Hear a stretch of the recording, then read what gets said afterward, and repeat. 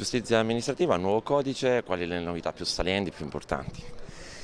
Ma le novità più salienti sono state da ricondurre essenzialmente al fatto che si è stabilito una volta per sempre che il giudizio amministrativo verte sull'esercizio del potere amministrativo, comunque sia espresso anche se in modo indiretto con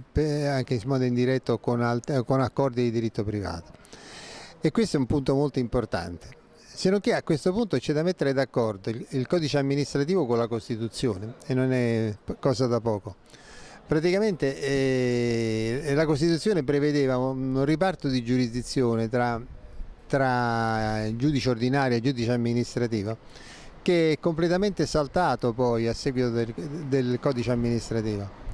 E questo fa sì che continua, pur con questa precisazione dell'articolo 7 del codice di procedura amministrativa, continua una situazione di tensione, di frizione continua tra sezioni unite della Cassazione e Consiglio di Stato per quanto riguarda il riparto di giurisdizione. Oggi il nuovo codice ha previsto che il commissario ad acta che interviene in via sostitutiva laddove una sentenza non venga eseguita spontaneamente dall'amministrazione resistente, possa interloquire con il giudice amministrativo attraverso richieste di chiarimenti.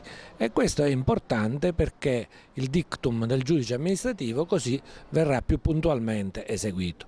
Ma un'altra misura da non trascurare è la sanzione accessoria che può essere irrogata all'amministrazione inadempiente, cioè a dire il giudice amministrativo con la sentenza di ottemperanza può fissare una somma di denaro a carico dell'amministrazione inadempiente per ogni ulteriore ritardo nell'esecuzione della sentenza, e questo costituisce un deterrente formidabile per le amministrazioni resistenti.